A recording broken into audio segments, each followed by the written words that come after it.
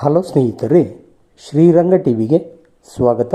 ಸ್ನೇಹಿತರೆ, ಈ ದಿನ ನಾವು ರಾಮಾವತಾರದ ಕಥೆಯಲ್ಲಿ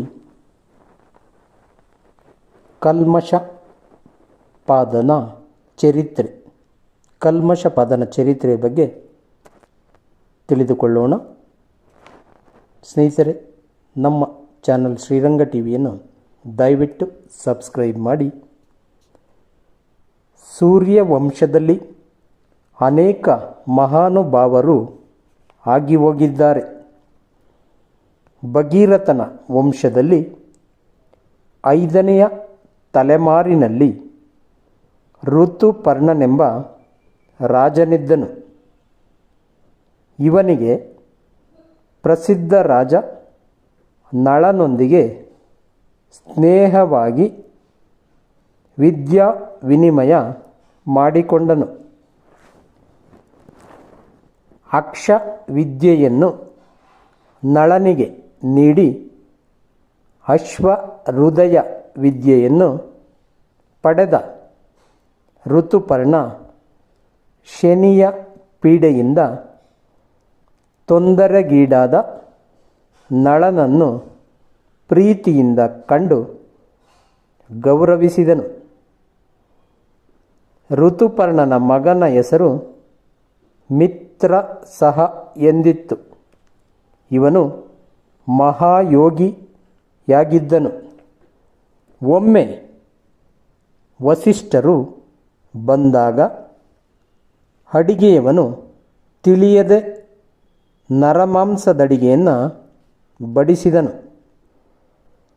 ವಸಿಷ್ಠರು ಅದನ್ನು ತಿಳಿದು ಮಿತ್ರಸಹನಿಗೆ, ನೀನು 12 ವರ್ಷಗಳವರೆಗೆ ರಾಕ್ಷಸನಾಗಿರು ಎಂದು ಶಾಪ ಕೊಟ್ಟರು. ಅಡಿಗೆಯವನ ತಪ್ಪನ್ನು ತನ್ನ ಮೇಲೆ ಹಾಕಿ ಶಾಪ ನೀಡಿದ ವಸಿಷ್ಠನಿಗೆ ಪ್ರತಿ ಶಾಪ ಹಾಕಲು ಮಿತ್ರಸಹ ಬಯಸಿದಾಗ ಆತನ ಪತ್ನಿ ಮದಯಂತಿ ವಸಿಷ್ಠರಿಗೆ ಶಾಪ ಕೊಡದಂತೆ ಬೇಡಿಕೊಂಡಳು. ಅಭಿಮಂತ್ರಿಸಿದ ನೀರನ್ನು ಮಿತ್ರಸಹ ತನ್ನ ಕಾಲ ಮೇಲೆ ಹಾಕಿಕೊಂಡನು. ಪಾದಗಳು ಸುಟ್ಟು ಕರಿಯ ಬಣ್ಣ ಪಡೆದವು. ಇದರಿಂದ ಮಿತ್ರಸಹನಿಗೆ ಕಲ್ಮಷಪಾದ ಎಂಬ ಹೆಸರು ಬಂದಿತು. ವಸಿಷ್ಠರ ಕರುಣೆಯಿಂದ ಮಕ್ಕಳಿಲ್ಲದ ಕಲ್ಮಷಪಾದನ ಪತ್ನಿ ಗರ್ಭವತಿಯಾದರೂ 7 ವರ್ಷಗಳವರೆಗೆ ಹೆರಿಗೆಯಾಗಲಿಲ್ಲ. ಅವಳು ತನ್ನ ಹೊಟ್ಟೆಯನ್ನು ಕಲ್ಲಿನಿಂದ ಜಜ್ಜಿಕೊಂಡಳು. ಅನಂತರ ಜನಿಸಿದ ಮಗನಿಗೆ ಅಶ್ಮಕ ಎಂಬ ಹೆಸರು ಬಂದಿತು. ಅಶ್ಮಕನ ಮಗನ ಹೆಸರು ನಾರೀಕವಚ ಎಂದಿತ್ತು.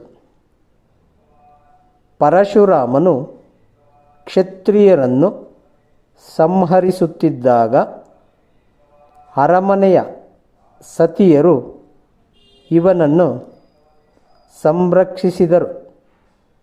ಆದ್ದರಿಂದ ಇವನಿಗೆ ನಾರೀಕವಚ ಎಂಬ ಹೆಸರು ಬಂದಿತು.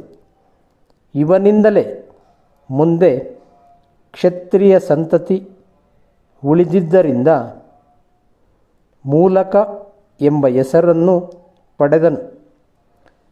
ಈ ರೀತಿಯಲ್ಲಿ ವೈವಸ್ವತ ಮನುವಿನಿಂದ ಆರಂಭಿಸಿ ದಶರಥ ರಾಜನವರೆಗಿನ ಕಾಲದಲ್ಲಿ ಅನೇಕ ಮಹಾನುಭಾವರು ತಮ್ಮ ಪರಾಕ್ರಮ, ಜ್ಞಾನ, ತಪಸ್ಸು, ಸಾಧನೆಗಳಿಂದ ಹೆಸರು ಗಳಿಸಿದರು.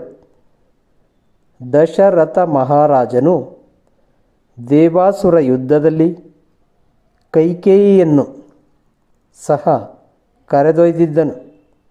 ಆ ಸಮಯದಲ್ಲಿ ರಥದ ಕೀಲಿ ಮುರಿದು ಚಕ್ರ ಸರಿಯುತ್ತಿದ್ದುದನ್ನು ಗಮನಿಸಿದ ಕೈಕೇಯಿ ತನ್ನ ಬೆರಳನ್ನೇ ಕೀಲಿಯನ್ನಾಗಿಸಿ ರಕ್ಷಿಸಿದ್ದಳು. ಯುದ್ಧ ಮುಗಿದಾಗ ದಶರಥನಿಗೆ ಈ ಸಂಗತಿ ತಿಳಿದು ಬಂದಿತು. ತನ್ನ ಪತ್ನಿಯ ಈ ಉಪಕಾರಕ್ಕಾಗಿ ಬೇಕಾದ 2 ವರಗಳನ್ನು ಕೇಳು ಎಂದು ದಶರಥನು ಕೇಳಿದನು. ಆದರೆ ಎಲ್ಲ ರೀತಿಯಲ್ಲಿ ಸಂತೋಷವಾಗಿರುವ ಕೈಕೇಯಿ ಈಗ ನಾನು ಸರ್ವ ರೀತಿಯಿಂದ ಸಂತೋಷದಿಂದಿದ್ದಲೇ ಇದ್ದೇನೆ, ಮುಂದೆ ಅಗತ್ಯವಾದಾಗ ಕೇಳುತ್ತೇನೆ ಎಂದು ಹೇಳಿದ್ದಳು. ದಶರಥ ಮಹಾರಾಜನು ಅಯೋಧ್ಯೆಗೆ ಬಂದು ತನ್ನ ರಾಜ್ಯಭಾರವನ್ನು ಮುಂದುವರೆಸಿದ್ದನು. ಧನ್ಯವಾದಗಳು ಸ್ನೇಹಿತರೆ, ಈ ದಿನ ನಾವು ಶ್ರೀ ರಾಮಾವತಾರದ ಕಥೆಯಲ್ಲಿ ಕಲ್ಮಷಪಾದನ ಚರಿತ್ರೆ ಬಗ್ಗೆ ತಿಳಿದುಕೊಂಡಿದ್ದೇವೆ. ಸ್ನೇಹಿತರೆ, ದಯವಿಟ್ಟು ನಮ್ಮ ಶ್ರೀರಂಗ ಟಿವಿ ಚಾನಲನ್ನು ಸಬ್ಸ್ಕ್ರೈಬ್ ಮಾಡಿ. ಇದೇ ರೀತಿಯ ಕಥೆಗಳು ಮುಂದುವರಿಯುತ್ತಿರುತ್ತವೆ. ಜೈ ಹಿಂದ್, ಜೈ ಕರ್ನಾಟಕ, ಜೈ ಶ್ರೀರಾಮ್.